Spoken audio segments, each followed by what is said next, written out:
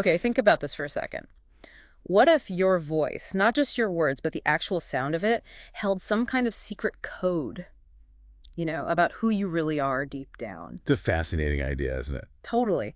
And that's what we're diving into today, something called QHIYAR voice discovery. It's this really unique way of looking at your Yeah, voice. it's a framework, basically, Hmm. designed to help you uncover what they call your QHIYAR threads. QHIYAR threads. Okay, Yeah. so these are like your unique vocal tones, the inherent ones. Exactly. And this system breaks them down into two main parts. First, there's your primary vocal tone, the QHIYAR ma. QHIYAR ma. Right. They describe it as the core pitch of your soul. It's about that deep, fundamental resonance you have. Wow, okay. Core pitch of the soul. And the second part. That's the secondary vocal tone, or QHIYAR ta. Think of it as the expressive layer. It's how your core sound kind of flows out into the world, how it adapts to situations. So one's the deep core, the other is how it, interacts. Precisely.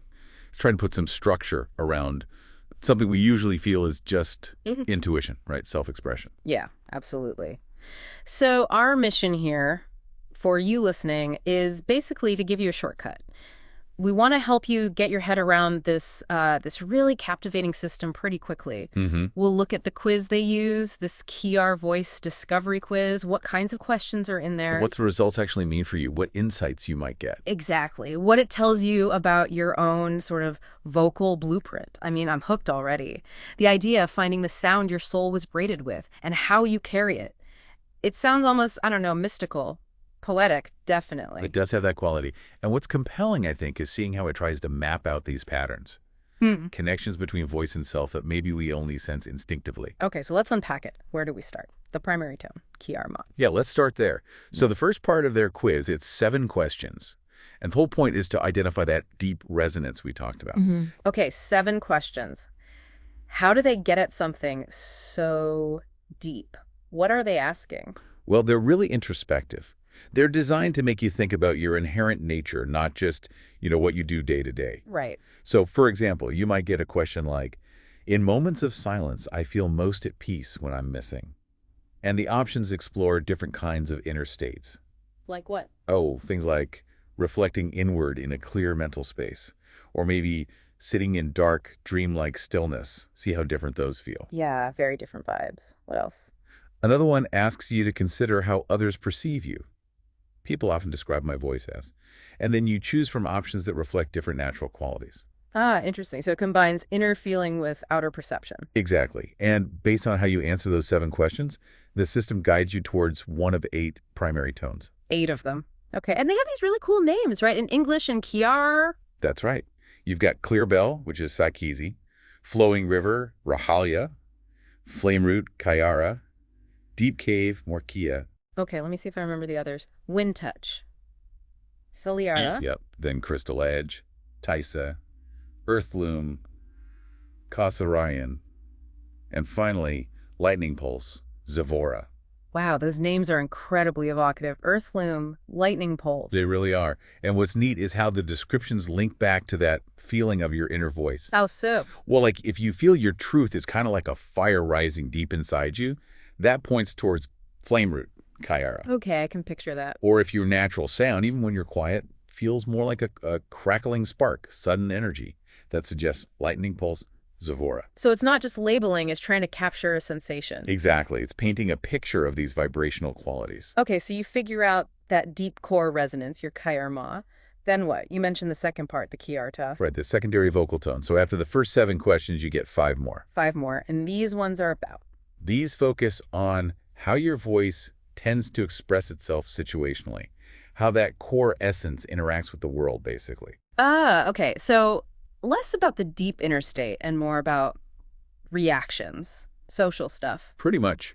The questions shift towards scenarios, like when in group conversations, I usually, followed by different ways you might participate, or maybe when I'm emotionally charged, I tend to, asking how your voice changes under pressure. Gotcha. So it's mapping how you adapt or how your voice naturally responds. Exactly. It's looking at that expressive, more fluid layer. And then the magic happens when you put them together, your primary and your secondary. That's where the real juice is, yeah. You combine your QHIYAR ma and your QHIYAR ta, And they actually use the same 8 archetypes for both lists, which is interesting. Oh, really? So you could be like flame root primary and flowing river secondary. Precisely. And that combination forms your unique QHIYAR thread.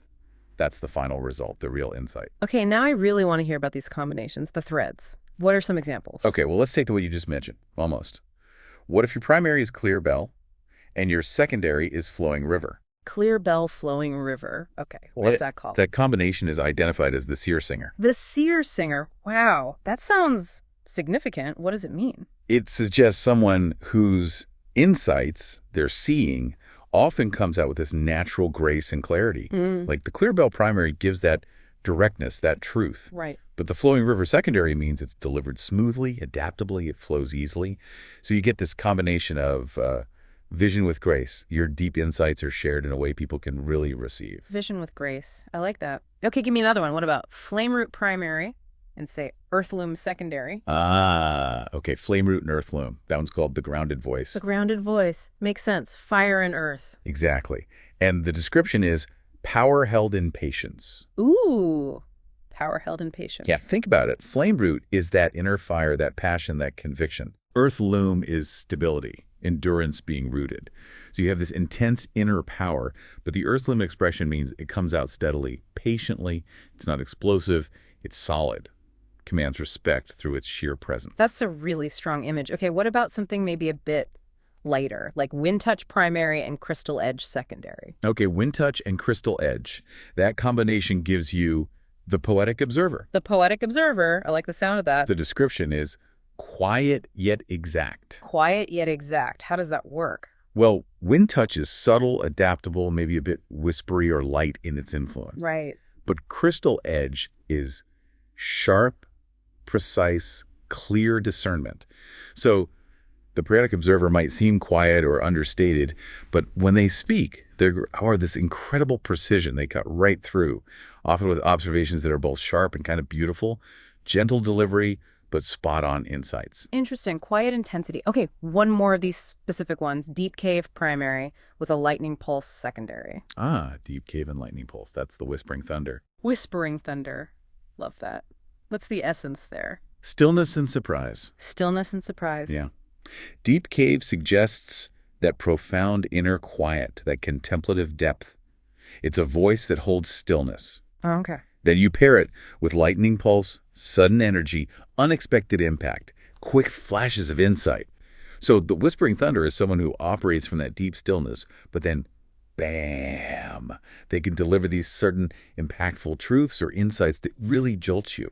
Unexpected power from a quiet place. It's really cool how these archetypes play off each other. And you mentioned there are broader categories too, like combinations of types. Yeah, they have a few general ones. For instance, if you combine any fiery tone, that's flame root or lightning pulse, with any fluid tone flowing river or wind touch, you get something called the melting flame. The melting flame. Okay, fiery plus fluid, what does that convey? Emotion-driven truth.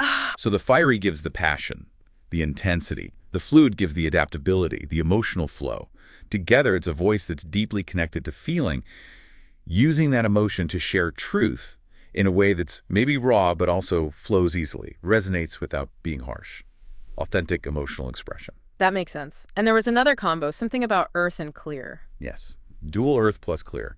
That specifically means earthloom's one tone and clear bell is the other, doesn't matter which is primary or secondary. Okay, earth loom clear bell. What's that thread called? That's the resonant guide. The resonant guide. And it represents secret presence in voice. Sacred presence. Yeah. Oh. You think about it. Earthloom brings the grounding, the stability, the presence. Clearbell brings that purity, that directness, that clarity. Put them together, and you get a voice that just feels authoritative, but also comforting, grounded and clear. It's a voice that feels inherently wise, perfect for guiding or teaching. It's amazing, really, how these combinations give you such a specific lens on communication, on your inner self even. It puts words to feelings you might have already had about your own voice or someone else's. It really does. It offers a language, a kind of map for these qualities that often feel so abstract. You know, how our inner world resonates outwards through sound. Absolutely. So just to recap, we've journeyed through this QR voice discovery idea. We looked at finding your primary tone, that deep resonance, the QR ma. Using those introspective questions. Then understanding your secondary tone, the QR ta, which is how your voice adapts and expresses itself in different situations. Right, the more situational layer. And finally, seeing how combining these two creates your unique QR thread with these really evocative names and descriptions, like the seer singer or the grounded voice. And this whole deep dive hopefully gives you, the listener, a really good handle on what this system is all about. It's a novel way to think about self-discovery through something as personal as your voice. Yeah, puts language to those subtle things. So here's something to think about as we wrap up. How might knowing your potential QR threads, or even just thinking in these terms, change how you interact with people? That's a great question. Consider how these qualities, maybe that groundedness or that clarity or that spark, might already be influencing your connections. The trust people place in you, how your ideas land, maybe even the quiet authority you didn't realize you had. Could knowing this consciously actually empower your communication? Yeah. Help you lean into your natural strengths? Maybe. And perhaps start listening differently, not just to yourself, but to the voices around you. Can you start to hear these different threads, that underlying resonance in others? What do you notice?